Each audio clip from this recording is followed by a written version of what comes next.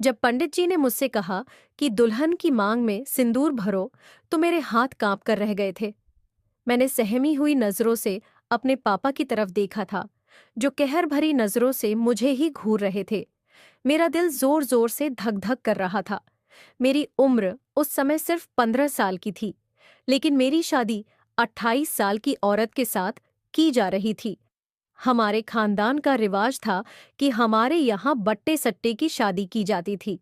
कौन कहता है कि बट्टे सट्टे की शादी में नुकसान हमेशा लड़की का होता है, कि उसकी शादी बेजोड़ रिश्ते से कर दी जाती है जुल्म। हम मर्दों के साथ भी होता है, जैसा कि मेरे साथ हो रहा था। मेरी बहन की उम्र लगभग 20 साल की थी और शुभांगी के भाई से मेरी बहन की शादी तय हो चुकी थी। उसके भाई की उम्र 25 साल की थी। बहन की शादी की खातिर मुझे बलि का बकरा बना दिया गया था। मैंने पापा से बहुत इनकार किया कि मैं यह शादी किसी भी कीमत पर नहीं नहीं करूंगा, तो एक जोरदार थप्पड़ पापा ने मेरे मुंह पर मारा था। कहने लगे, मैं देखता हूं कि तुम कैसे यह शादी नहीं करते। मेरी बहन की शादी तो उसके जोड़ के लड़के के साथ हो रही थी, लेकिन मेरे साथ बहुत ज्यादा जुल्म किया जा रहा था। मैं भला कैसे 288 साल की औरत के साथ शादी कर सकता था? और फिर मेरी उम्र कोई शादी की न थी। मैं तो अभी सिर्फ 10वीं क्लास में पढ़ता था। मेरी शादी का भी कोई इरादा नहीं था, लेकिन मेरी बहन का रिश्ता जिस घर से आया था, वह बहुत ही अच्छे खाते पीते लोग थे। और उन लोगों का खानदानी रिवाज था कि हम अपना लड़का तभी देंगे जब हमारी लड़की भी आपके घर में जाएगी। बहुत ही अमीर लोग थे, इसलिए पापा चाहते थे वो रिश्ता हाथ से ना निकले। लेकिन लड़के वालों की यह शर्त थी कि बदले में उनकी लड़की की शादी मुझसे हो जाए। अगर उनकी लड़की की शादी मुझसे ना हुई, तो मेरी बहन की शादी भी नहीं हो सकती थी। इसीलिए मेरे पापा ने बिना मुझसे पूछे मेरा रिश्ता तय कर दिया था। मैं स्कूल से अभी घर वापस आया था कि मेरी माँ ने मोतीचूर का एक लड्डू मेरे मुंह में डाल दिया। बहन के रिश्ते की बात घर में चल रही थी, इसीलिए मुझे लगा बहन का रिश्ता तय हो गया है। मैंने खुशी खुशी लड्डू खाया। मेरी माँ कहने लगी, सोमवार को तुम्हारी बहन के साथ साथ तुम्हारी भी शादी है। और यह सुनकर तो मेरे गले से नीचे उतरने वाला मोतीचूर का लड्डू मुझे कड़वा लगने लगा था, क्योंकि शादी का नाम सुनकर ही मैं चौंक उठा था। अभी भला मेरी उम्र ही क्या थी? मैं तो अभी शादी के बारे में सोचता भी न था। मैंने कहा, माँ, मेरी शादी की कोई उम्र नहीं है, बहन की है, उसकी शादी करो। मेरी माँ कहने लगी, तेरी उम्र नहीं है, लेकिन शुभांगी की तो है। और फिर तुझे पता है कि हमारी बिरादरी में बट्टे सट्टे की शादी होती है। खैर, मैंने अम्मा से बहुत इनकार किया, क्योंकि मुझे इतना मालूम था कि शुभांगी मेरे होने वाले जीजा से बड़ी है। मैं भला क्यों एक बेजोड़ रिश्ते के बंधन में बंधता। रात को जब मैंने पापा के सामने इनकार किया, तो वो भी मुझे बुरा भला कहने लगे। तू नहीं चाहता कि तेरी बहन की जिंदगी संवर जाए, कम बहत तुझे पाल पोस कर इसलिए तो बड़ा नहीं किया था। मैंने कहा, आपने मुझे पाल पोस कर शायद इसलिए बड़ा किया था ताकि बहन की खातिर मुझे कुर्बान कर दिया जाए। मेरी बात सुनकर पापा ने मेरा कान पकड़कर बुरी तरह से मरोड़ दिया था। कहने लगे, मुझे पता है तेरे मुंह में जो यह 100 गज लंबी जबान है, ये किसकी वजह से आई है। फिर वह मेरी बहन पर चिल्लाने लगे कि मैं नहीं कहता था तुझे कि इसे स्कूल में दाखिला मत करवा, ये जरा सा सर ऊंचा निकालेगा और हमारा बाप बन बैठेगा। देख लिया, अगर मेरे साथ खेतों में हल चला था तो अकर ठिकाने रहती इसकी। मुझे बचपन से ही पढ़ने का बहुत शौक था और यह इच्छा मेरी बहन की वजह से पूरी हुई थी। पापा इस हक में बिल्कुल ना थे, लेकिन मेरी बहन ने कहा कि इसे आप स्कूल में दाखिला करवा दें। मैं बड़ी मेहनत से हर साल पूरी स्कूल में पोजीशन लेता था और अभी मेरे बोर्ड के पेपर बड़े अच्छे हुए थे। मेरी इच्छा थी कि मैं 10वीं क्लास के बाद शहर जाकर वकालत पढ़ूं और एक कामयाब वकील बनकर अपने गांव के यह पुराने रस्मों रिवाजों को खत्म कर दूं। लेकिन मेरे खानदान बिरादरी के इन रीति रिवाजों ने तो जैसे मेरे सारे ख्वाब ही चकनाचूर कर दिए थे। वो बहन जो अब तक मेरा साथ दे रही थी, आज वह भी मुंह फुला के अपना रुख मोड़कर बैठ गई थी, क्योंकि मेरे इनकार पर उसका रिश्ता भी टूट जाता, जो कि मेरी बहन का बहुत ही पसंद का रिश्ता था। सबसे बड़ी बात यह थी कि जोड़ का रिश्ता था। हमारे खानदान में जोड़ के रिश्ते बहुत ही कम मिलते थे। बट्टे सट्टे की शादी का रीति रिवाज था। अगर बहन की जिस घर में शादी होती, उसी घर में भाई की भी शादी होती, या जिस घर में भाई की शादी होती, उसी में बहन की होती। मुझे अपने बहन की खुदगर्जी पर अफसोस हुआ था। खैर, मैंने खाना पीना छोड़ दिया कि शायद मेरे पापा और मेरी माँ को अपने इकलौते बेटे का ख्याल आ जाए। लेकिन ऐसा कुछ नहीं हुआ था। पापा ने कहा, तुम कुछ भी कर लो, तुम्हारी शादी शुभांगी से हर हाल में करूंगा, और खबरदार, जो पंडित जी के सामने तुमने कोई भी तमाशा लगाया जिस दिन मेरी शदी थी, उस दिन मैं बहुत रोया था। लेकिन फिर भी मेरी माँ ने मेरे लिए सबसे अच्छे और नए कपड़े निकाल कर रखे थे। मैंने कपड़े पहने तो मेरी कंघी भी मेरी माँ ने की थी, मेरे ऊपर परफ्यूम भी लगाया था। बहुत ही सादगी से शुभांगी की और मेरी शादी हो रही थी। हमारी शादी के बाद ही मेरी बहन की शादी हो सकती थी। मेरी माँ कहने लगी, कैसा गबरू, जबान लगता है, मेरा बेटा कौन कह सकता है, ये 15 साल का है। अब मेरी माँ ने तो यही कहना था मुझसे, दुगनी उम्र की औरत से मेरी शादी जो करवा रही थी। खैर, मेरी शादी सुभांग के साथ कर दी गई। गांव के जागीरदार की बड़ी सी हवेली के बड़े से आंगन में शादी का फंक्शन रखा गया था। वहीं से मेरी बहन ने भी विदा होकर अपनी ससुराल चले जाना था। शुभांगी ने मेरे घर आना था। मैं जब सामने बैठी अपनी दुल्हन को देखा तो मेरा जी चाहा मैं अपना सर दीवार पर दे मारूं। वह मेरी पत्नी कम और मेरी माँ ज्यादा लग रही थी। अगर पापा को बट्टे सट्टे की शादी का इतना ही शौक था तो खुद उस औरत से शादी कर लेते, मेरी जिंदगी क्यों बर्बाद की। मेरे दिल में तो उस औरत के लिए नफरत बैठ गई थी। विदा होकर शुभांगी मेरे घर आ गई तो मेरी माँ ही शुभांगी को मेरे कमरे में बैठा गई थी। लेकिन मेरा कमरे में जाने का बिल्कुल भी मन नहीं था। मेरा दिल उस औरत की तरफ खींची नहीं रहा था। ना मुझे शादी का शौक था। मेरे तो कुछ और ही सपने थे जो टूट चुके थे। और एक सच्चाई यह भी थी कि मुझे इस रिश्ते के बारे में कुछ भी मालूम नहीं था, क्योंकि कभी मेरे दिमाग में ऐसी कोई बात आई ही नहीं थी। मेरा बिल्कुल दिल नहीं था कि मैं कमरे के अंदर जाऊं, और दूसरा मुझ पर डर भी सवार था कि कमरे में जाकर करूंगा क्या, क्योंकि मैं हर बात से अनजान था। आज तक मैंने कभी किसी लड़की को ऐसी नजर से नहीं देखा था। मेरी माँ कमरे से बाहर आई तो मेरे पास आकर बैठ गई। कहने लगी, जाओ कमरे में, तुम्हारी दुल्हन तुम्हारा इंतजार कर रही है। मैंने अपनी अम्मा को शिकवा भरी नजरों से देखा था। खैर, कमरे में तो मुझे मजबूरन जाना ही था। मेरी माँ मुझसे कहने लगी, मैंने कमरे में दूध का गिलास रख दिया है, वो जरूर पी लेना, बादाम पिस्ते वाला दूध है, ठीक रहेगा तुम्हारे लिए। मैं अपने कमरे में चला गया तो वो औरत जो घूंघट निकाले बैठी हुई थी, मुझे उस पर भी अफसोस हो रहा था कि कैसी अजीब औरत थी। शादी के नाम पर एक 15 साल के बच्चे से क्या उम्मीद रखे हुए थी कि मैं चलकर उसके पास आऊंगा, बेड पर बैठूंगा, उसका घूंघट उठाऊंगा, उसकी तारीफ करूंगा, उसके हाथ में अंगूठी पहनाऊंगा, और फिर उसके बाद उसके आगे। तो मेरा दिमाग बिल्कुल साफ था। मुझे नहीं मालूम था कि उसके आगे क्या करना होता है। अगर उस औरत को इस बात की जानकारी हो जाती कि मुझे कुछ पता नहीं है तो वह मेरा मजाक उड़ाती रहती। मुझे याद आने लगा, एक बार मेरे मामा की शादी हुई थी तो उनके दोस्त यही कह रहे थे कि पहली रात पत्नी पर कभी भी जाहिर मत करना कि तुम अनाड़ी हो, वरना सारी जिंदगी वो तुम्हें ताने देती रहेगी। मैं उस समय इस बात को समझ नहीं पा रहा था कि मुझे क्या करना चाहिए और क्या नहीं।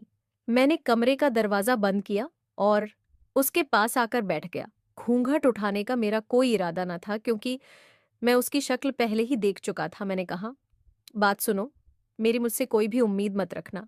मेरी तुमसे शादी जबरदस्ती कराई गई है। ना तो तुम मुझे पसंद हो, ना ही मैं तुम्हें कभी। अपना आंगा अपनी उम्र देखो, क्या तुम्हें लगता है कि तुम्हें मुझसे शादी करनी चाहिए थी? मेरी बात सुनकर उसने खुद से अपना घूंघट उठा दिया, लेकिन बोली, कुछ नहीं। मैंने बड़े गुस्से से और रोब जमाने के अंदाज में बात की थी। उसने मुझे कोई जवाब नहीं दिया। मैंने उसे यह भी कह दिया कि सुबह सबके सामने वह कोई भी ऐसी बात नहीं करेगी जो अभी हमारे बीच हुई है। तुम यही कहोगी कि सब ठीक है। यह कहकर मैंने अपना तकिया उठाया और जमीन पर जाकर लेट गया। कुछ ही देर बाद मुझे उसकी आवाज सुनाई दी। वह कहने लगी, सुनिए, बेशक उम्र में आप मुझसे छोटे हैं, लेकिन रिश्ते में आपका स्थान बहुत बड़ा है, इसलिए आप बेड पर सो जाएं। मैं जमीन पर सो जाऊंगी। मुझे तो लगा था कि बड़े घर से आई है, मेरी बात पर मुझ पर भड़क ही ना उठे। फिर मेरी उम्र में भी मुझसे दुगनी है, तो कहीं मुझे डांट ही ना दे। लेकिन उसने तो बड़े आराम से मुझसे कहा था। मैंने भी सोचा कि मैं मर्द हूं, बेशक कम उम्र हूं, लेकिन हूं तो उसका पति ही। मैं जमीन पर क्यों लेट? मैंने अपना तकिया उठाया और बेड पर लेट गया। उसने चादर बिछाई और अपना तकिया नीचे रखकर खुद वॉशरूम में चली गई। सादा से कपड़े पहनकर बाहर आई थी। जमीन पर जाकर सो गई। मैंने तो भगवान का धन्यवाद किया था। सुबह हुई तो कमरे का दरवाजा टकने लगा था। दस्तक सुनते ही वो फौरन से उठकर बेड पर आ गई, अपना तकिया रखने लगी। फिर अपने लंबे घने बालों को समेटकर उसने जूड़ा बनाया और दरवाजा खोल दिया। मेरी माँ बाहर खड़ी थी। मेरी माँ ने उसके सर पर प्यार किया और उसे ढेर सारा आशीर्वाद दिया। फिर कहने लगी, आकाश तुम भी उठो, मैंने नाश्ता बना दिया है। बाहर सारे खानदान वाले इकट्ठे हैं, मिलकर ही सबने नाश्ता करना है, इसीलिए तैयार होकर बाहर आना। वो कहने लगी, जी जरूर। फिर मेरी माँ कहने लगी, तुम्हारी माँ ने जो सोने का शर्ट तुम्हें चढ़ाया था, उसके कड़े बड़े भारी थे, ऐसा करो वो पहन लेना। बस इस बात पर भी उसने हाँ में ही सिर हिला दिया। मैं भी उठकर तैयार हो गया। सारे खानदान के सामने मैं अपनी पत्नी के साथ ही बैठा था, उसके साथ ही नाश्ता किया था। मेरी बहन भी शादी के 4-5 दिन बाद घर पर मिलने आई तो बहुत खुश थी।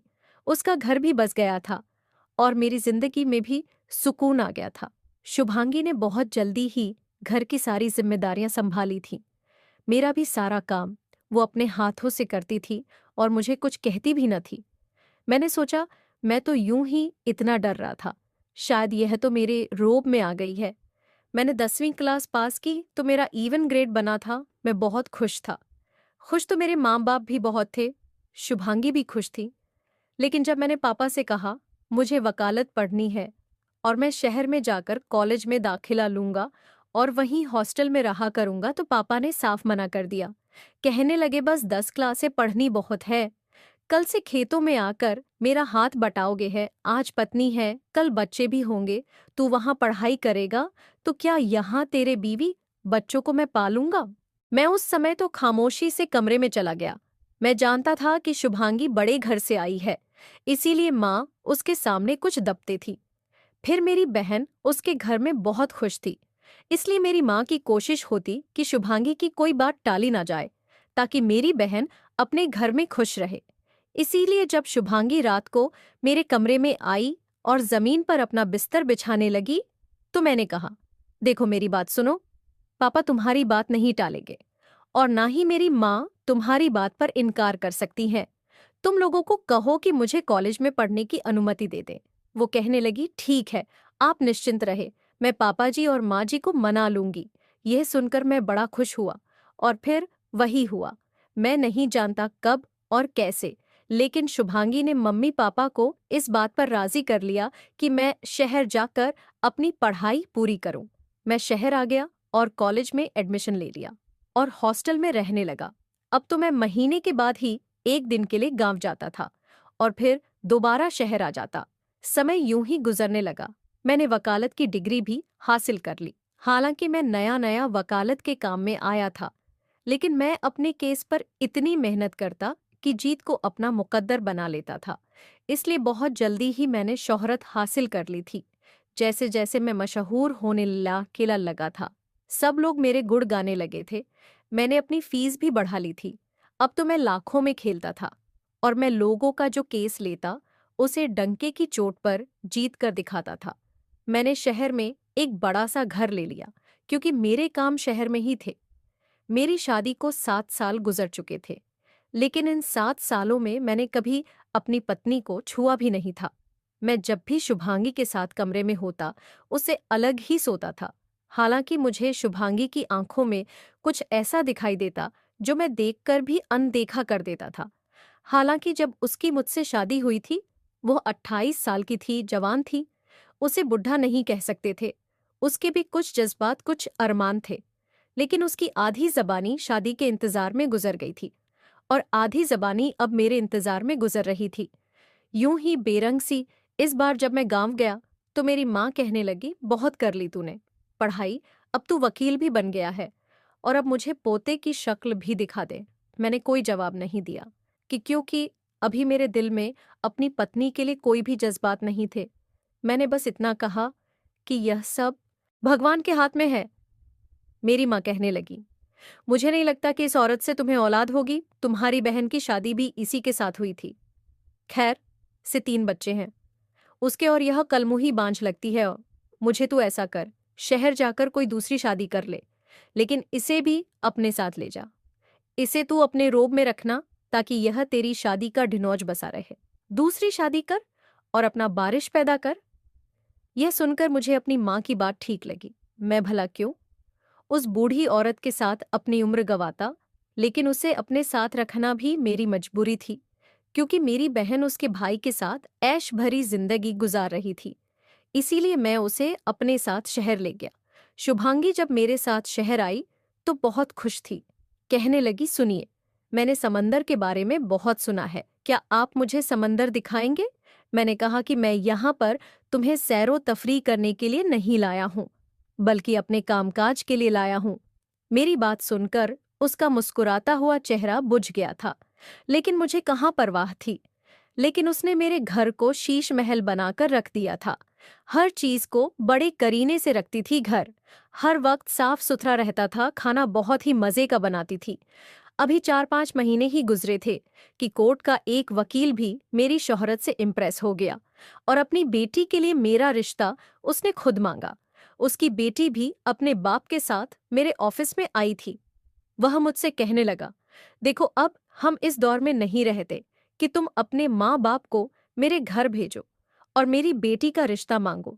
मुझे तुम बहुत पसंद हो और यह मेरी बेटी है। चाहो तो इसके साथ 2-4 मुलाकातें भी कर लो, आपस में देख लो कि तुम लोगों में अंडरस्टैंडिंग होती है या नहीं। अगर हो जाए तो मेरी तरफ से रिश्ता पक्का है। उसकी लड़की बेहद खूबसूरत थी, मुझे अच्छी भी लग रही थी, इसीलिए मैंने 2-4 बार उसके साथ रेस्टोरेंट में मुलाकात भी कर ली। मैंने उसके बाप से कहा कि मुझे शादी पर कोई ऐतराज नहीं, लेकिन मैं आप लोगों से झूठ नहीं बोलूंगा। मैं पहले से शादीशुदा हूँ, लेकिन मेरी पत्नी 40 साल की है और यह शादी हमारे खानदानी रीति रिवाज की वजह से बट्टे सट्टे की बुनियाद पर की गई है। मैंने आज तक अपनी पत्नी को हाथ भी नहीं लगाया है, लेकिन मेरी बहन बदले में उसके भाई के साथ बिहाई गई है, इसलिए मैं इसे छोड़ नहीं सकता। अगर आपको मैं अपनी पत्नी के साथ स्वीकार हूं, तो फिर मुझे भी इस रिश्ते पर कोई ऐतराज नहीं। वो वकील कहने लगा कि मैं अपनी बेटी से पूछ कर बताऊंगा। अगर वह मान गई तो मैं अपनी बेटी के नाम यह घर भी कर दूंगा। मुझे कोई भी ऐतराज नहीं था क्योंकि मैं भी महीने के लाखों कमाने लगा था। और फिर कुछ ही दिनों बाद मेरी शादी उस वकील की बेटी, जिसका नाम कंगना था, उससे हो गई। जब मैं कंगना को अपने घर लाया तो शुभांगी उसे देखकर हैरान रह गई थी। पहली बार मैंने उसकी आंखों से आंसू बहते देखे थे, लेकिन वो अब भी चुप थी। मुझे कंगना को एक साथ देखकर और कंगना को दुल्हन के कपट में देखकर वह समझ गई थी कि उसकी वासी क्या लगती है। वो दरवाजे से फौरन पीछे हट गई और फौरन से अपने कमरे में जाकर दरवाजा बंद कर लिया। मैं कंगना को दूसरे कमरे में ले आया। मेरी शादीशुदा जिंदगी कंगना के साथ बहुत अच्छी गुजर रही थी। हम रात को देर तक पार्टी में जाते घूमते फिरते। मैं हनीमून के लिए कंगना को शिमला भी लेकर गया। 1 महीने के बाद वापस आया था। शुभांगी मेरे घर में ऐसी थी जैसे कोई फालतू सामान हो, जैसे कोई नौकरानी हो। कंगना तो अक्सर ही उस पर रोब भी जमाने लगी थी, उससे अपने सारे काम भी करवाती थी। कंगना को किसी भी तरह का कोई भी काम करने की आदत न थी। वह घर को हर समय बिखरा के रखती थी। मैं कभी कभी सोचता कि अगर शुभांगी ना होती तो घर का कबाड़ा बन चुका होता। मैं सुबह कोर्ट जाने के लिए उठता तो कंगना सो रही होती। वह पहले ही मुझे साफ कर चुकी थी कि उसे खाना बनाना नहीं आता, इसलिए मैं उसे कभी भी अपने किसी काम के लिए ना जगाऊं। मुझे ऐसी कोई जरूरत भी नहीं पड़ती थी क्योंकि शुभांगी तो थी मेरे हर काम करने के लिए। लेकिन एक बार शुभांगी को बुखार हो गया। 2 दिन तक वह बुखार में पड़ी रही और कंगना ने मुझे बताया तक नहीं था। वह तो घर की बिखरी हुई हालत देखकर जब मैंने पूछा कि यह शुभांगी कहाँ है, क्या उसे नजर नहीं आता कि घर का क्या हाल है। उस वक्त कंगना अपने हाथों पर लोशन लगा रही थी। कहने लगी, 2 दिन से बीमार पड़ी हुई है, कमबख्त ना जाने कब उठेगी और घर साफ करेगी। मुझसे तो यह काम बाम होते नहीं। यह कहकर वो बैठ पर मेरे बराबर में आकर लेट गई। जब मैंने ने सुना कि शुभांगी को बुखार है तो मैं बेड से उठकर खड़ा हो गया कि जाकर देखूं उसे हुआ क्या है। मेरे दिल में उसके लिए कोई मोहब्बत नहीं थी, शायद हमदर्दी थी। लेकिन जैसे ही मैं बेड से खड़ा हुआ, कंगना कहने लगी, तुम कहाँ जा रहे हो? मैंने कहा, वो बीमार है तो जाकर देखूं उसे हुआ क्या है, और तुमने मुझे पहले क्यों नहीं बताया? अगर दिन के समय मुझे मालूम होता तो मैं उसे डॉक्टर के पास ले जाता, उसे दवाई दिला देता। मेरा यह कहना था कि कंगना मुझ पर भड़क उठी। कहने लगी, कोई जरूरत नहीं है तुम्हें उस बुढ़ी का ख्याल रखने की, समझे? आराम से लेटे रहो, इधर मरती है तो मर जाए। मैं यह बर्दाश्त नहीं कर सकती कि तुम एक पल के लिए भी उस औरत के पास जाओ। मैंने हैरत से कंगना को देखा था। मैंने कहा, क्या पागल हो गई हो? अरे मैं उसे इस काबिल नहीं समझता कि उसे तुम्हारे जैसा स्थान दे सकूं। लेकिन खैर, वो इंसान तो है ना। अगर बीमार हुई है तो उसे दवा तो लाकर देनी होगी। अगर हम घर में किसी नौकरानी को भी रखते तो बीमारी में उसे भी पूछना पड़ता। यह कहकर मैं कम से निकल गया। जब मैं शुभांगी के कमरे में गया तो वो बुरी तरह से कांप रही थी और यह देखकर मैं घबरा गया था। जब मैं उसके पास गया, उसके माथे को छूकर देखा तो वो बुखार में तप रही थी। मैंने जल्दी से बुखार की दवा ली। फिर मैं जल्दी से किचन में गया, दूध निकाला और दूध गर्म करके मैं शुभांगी के कमरे में चला आया। मैंने उसे सहारा देकर बिठाया और उसे दूध पिला दिया। उसके बाद मैंने उसे दवा खिलाई। मेरी इतनी सी हमदर्दी पर ही शुभांगी के उतरे चेहरे पर मुस्कुराहट सज गई थी, आंखों में चमक आ गई थी। कहने लगी, आपने क्यों परेशानी उठाई? मैं खुद ही ठीक हो जाती। मैंने कहा, तुम्हें बताना चाहिए था कि तुम्हें बुखार है, मैं तुम्हें डॉक्टर के पास ले जाता। उसने मेरा हाथ पकड़ लिया कि अचानक एक जोरदार झटका मेरे दिल को लगा था। उसका हाथ बुरी तरह से आग की तरह तप रहा था। ना जाने कब और क्यों वह मेरे साथ लगकर रोने लगी और मैं यूं था कि जैसे सांस लेना भूल गया था। आज तक मैंने उसे कभी उंगली भी नहीं लगाई थी और आज वो मेरे सीने से लगी हुई थी। वो रोते हुए कहने लगी, मैं थक चुकी हूँ आकाश, मैं बहुत ज्यादा थक चुकी हूँ। मेरे दिल में बहुत। अभी उसने इतना ही कहा था कि उसी समय कमरे का दरवाजा खुला। कंगना दरवाजे के पास खड़ी थी और यह देखकर कंगना तो आग बबूला हो गई। हालांकि जैसे ही दरवाजा खुला था, मैं चौंक सा गया था और वो भी फौरन मुझसे पीछे हट गई थी और अपने आंसू पूछने लगी थी। कंगना मेरे पास आई, कहने लगी, तो यह हमदर्द यहाँ जता रहे थे? तुम इस बुढ़ी खुश के साथ उठो, यहां से चलो मेरे साथ। खबरदार, जो मैंने तुम्हें दोबारा इस औरत के पास भी देखा तो कंगना मुझसे बहुत लड़ती झगड़ी थी। मैंने उससे कहा कि ऐसा कुछ नहीं था जैसा तुम समझ रही हो, लेकिन वो तो कुछ भी सुनने को तैयार ही न थी। मुझसे कहने लगी, तलाक दो उस औरत को या उसे गांव छोड़ आओ। मैं उसे अब एक पल के लिए भी घर में बर्दाश्त नहीं करूंगी। मैंने उसे कहा कि मैं पहले भी तुम्हें बता चुका हूं, यह औरत मेरी मजबूरी है। मेरी बहन का घर बसा हुआ है। इसी औरत की वजह से अगर मैं इसे गांव में भेज दूं और किसी को भनक भी पड़ गई कि मैंने दूसरी शादी कर ली है, तो मेरी बहन का पति भी उसे छोड़ देगा या उसके लिए सौतन ले आएगा। बड़ी मुश्किल से मैंने कंगना को चुप करवाया था। हमारी शादी को 1 साल गुजर गया था, लेकिन कंगना अभी तक उम्मीद से नहीं हुई थी। मैंने जब उससे कहा कि वो डॉक्टर को दिखाए, हमारी शादी को 1 साल हो चुका है। कहने लगी, किस लिए? मैंने कहा, मुझे बारिश चाहिए, औलाद चाहिए। और किस लिए? वो कहने लगी, देखो, मैं अभी ये बच्चों के झंझट में नहीं पड़ना चाहती। अभी 5 साल तो मैं लाइफ को एंजॉय करूंगी, या बच्चे बच्चे मैं पैदा नहीं करूंगी। कंगना नाक बहू चढ़ाते हुए मुझसे कहने लगी। मैंने कहा कि मेरी माँ को पोता या पोती चाहिए और तुम कह रही हो कि तुम औलाद पैदा नहीं करोगी। वह कहने लगी, मैं तुम्हारी माँ के कहने पर अपना फिगर खराब नहीं कर सकती। दोबारा तुम मुझसे बच्चों के बारे में बातचीत भी मत करना। मैं अपनी मर्जी और अपने तरीके से अपनी जिंदगी को गुजारना चाहती हूँ। अब कंगना अकेली ही पार्टियों में जाती थी और तब मुझे मालूम हुआ कि उसके दोस्तों में काफी लड़के भी थे। मैंने इस बात पर ऐतराज किया तो वो कहने लगी, खुद तुमने एक और पत्नी पार रखी है और मुझे तुम किसी भी लड़के से बात करते हुए भी नहीं देख सकते। देखो, ये पुरानी तरह की पाबंदियां मुझे बिल्कुल भी पसंद नहीं। हमारे सर्कल में ये सब चलता है। मैं चुप हो गया। एक बार कंगना मुझसे कहने लगी कि वो बर्ड टूर पर अपने दोस्तों के साथ जाना चाहती है। मैंने कहा, क्या तुम्हारा दिमाग खराब है? तुम्हारे दोस्तों में तो लड़के भी हैं और औरतें भी हैं। तुम अकेली उनके साथ बर्ड टूर पर जाओगी? वो बोली, हाँ तो क्या हुआ, सब जाते हैं और मैं इनका नहीं सुनूंगी। और अगर तुमने इनकार कर भी दिया तब भी मैं जरूर जाऊंगी। मैं जब उसके बाप से यह बात की तो वह भी यही कहने लगे कि तुम मेरी बेटी पर पाबंदियां नहीं लगाओ। वह जाना चाहती है तो जाने दो। कंगना की बदतमीजियां दिन ब दिन बढ़ने लगी थी। मैंने पहले उसे बहुत रोका, लेकिन वह रोज मुझसे इस बात पर झगड़ने लगी थी तो तंग आकर मैंने भी उससे कह दिया कि वह चली जाए। उसे मेरी नाराजगी की कोई परवाह नहीं थी, बल्कि उसे मेरी भी कोई परवाह न थी। वह चली गई, लेकिन उन्हीं दिनों शुभांगी बहुत बीमार रहने लगी थी। पहले से काफी कमजोर भी हो गई थी। रंगत भी बिल्कुल पीली पड़ चुकी थी। आंखों के नीचे गड्ढे भी पड़ गए थे। हर वक्त उसे बुखार रहने लगा था।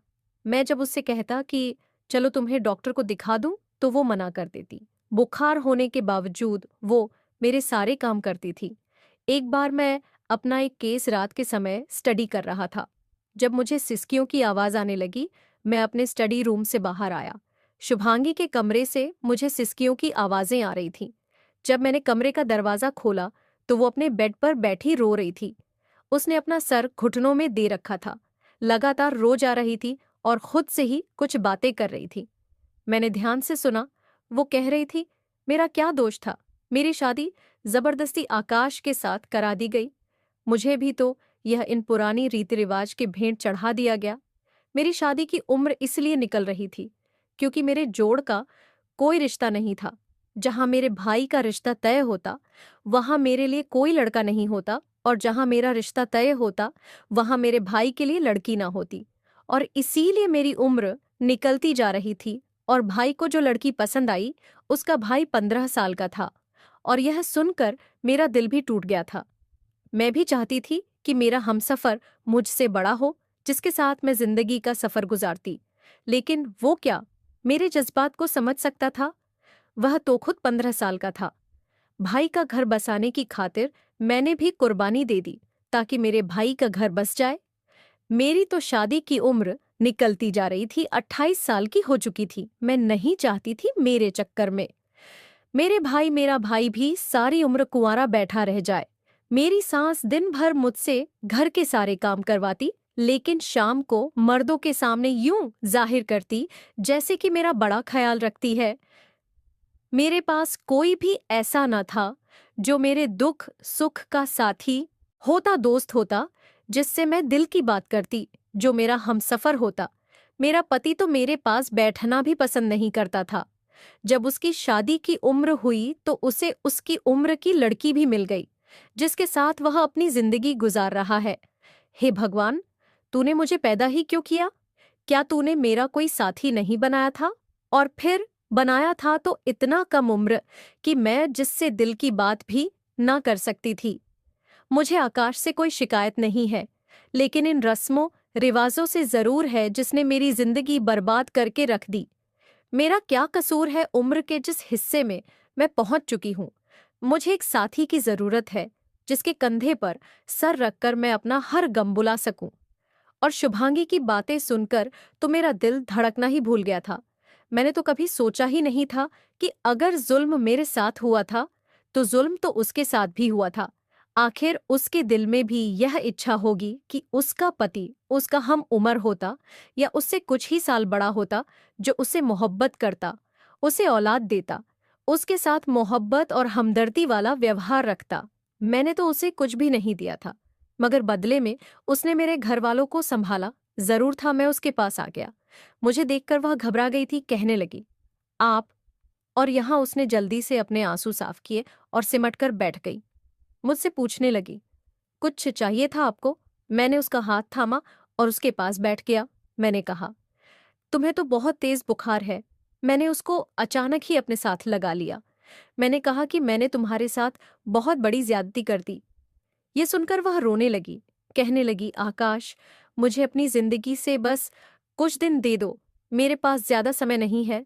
यह सुनकर मुझे हैरत हुई थी, लेकिन मैंने उसे उस वक्त इनकार नहीं किया। वह मुझसे उम्र में दुगनी थी, खूबसूरत भी नहीं थी, लेकिन मुझे यूं बात करती जैसे मैं उससे उम्र में बड़ा हूं।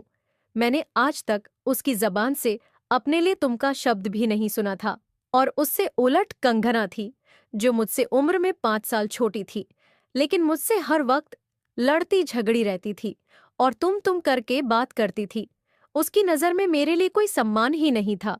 जब तक कंगना घर पर नहीं थी, मैंने शुभांगी के साथ बहुत अच्छा समय गुजारना चाहता था। पता नहीं क्यों अब मेरा दिल शुभांगी की तरफ खींचने लगा था। मेरा जी चाहता मैं हर वक्त उसके पास बैठा रहूं, उससे बातें करता रहूं, लेकिन उसका मौका भी मुझे बहुत कम मिला था। 15 दिन के बाद ही शुभांगी की तबीयत बिगड़ने लगी थी। मैं उसे डॉक्टर के पास ले गया तो जो खबर डॉक्टर ने मुझे सुनाई, मेरे होश उड़क रह गए थे। उसे कैंसर हो चुका था और आखिरी स्टेज पर था। उसका इलाज मुमकिन न था, बस कुछ ही दिन की मेहमान थी। ये सुनना था कि मैं एकदम से परेशान हो उठा था। मुझे लगा मैंने बहुत बड़ा जुल्म कर दिया है। उसके साथ 4 दिन मैंने उसके साथ गुजारे थे। वह कहने लगी, मुझे हॉस्पिटल में एडमिट मत करवाना, मैं आखिरी पल भी आपके साथ जीना चाहती हूँ। जब उसकी आखिरी सांसें चल रही थी तो उसका सर मेरी गोद में था और मेरा हाथ उसने थाम रखा था। आखिरी शब्द उसकी जबान पर यही थे कि आकाश, आप मुझसे खुश तो है ना? मैंने आपके साथ कोई बुरा सलूक तो नहीं किया? मेरी आंखों से आंसू बह रहे थे। आखिरी समय में भी उसे मेरी ही चिंता थी। मैंने उसे दिया ही क्या था सिवाय कुछ दिन की मोहब्बत के? उसने मेरी गोद में दम तोड़ दिया था। मैं नहीं जानता था मुझे क्या हुआ, लेकिन मैं फूट फूट के रो रहा था। मुझे लगा मेरी दुनिया तो अब उजड़ी है। शुभांगी के अंतिम संस्कार के बाद मैं घर लौटा तो मुझे पूरा घर काट खाने को दौड़ रहा था। मुझे लग रहा था कि जैसे मैं अधूरा रह गया हूं। कुछ दिन बाद ही कंगना वापस आ गई थी। शुभांगी के बारे में सुनकर उसे कोई दुख नहीं हुआ था, बल्कि उसने तो भगवान का धन्यवाद किया कि उसकी उससे जान छूटी थी। लेकिन मेरे दिल की तो दुनिया ही बदल चुकी थी। मैं अक्सर अब फिर समय में शुभांगी की तस्वीर से बातें किया करता हूँ और उससे माफी मांगता रहता हूँ, लेकिन समझ नहीं आता कि कसूर बार कौन था, मैं, हमारा समाज, या यह रीति रिवाज जिसने शुभांगी जैसी ना जाने कितनी औरतों की जिंदगियों को बर्बाद करके रख दिया है। मेरा आपसे सवाल है कि आप बताएं, दोषी कौन था, मैं या फिर ये रीति रिवाज? दोस्तों, आज की हमारी कहानी आपको कैसी लगी जरूर बताना। पसंद आई हो तो प्लीज लाइक करना। रोज एक नई कहानी सुनने के लिए हमारे चैनल को भी सब्सक्राइब करना। कहानी को अंत तक सुनने के लिए आप लोगों का बहुत बहुत धन्यवाद। दोस्तों, मिलते हैं अगली किसी नई कहानी के साथ।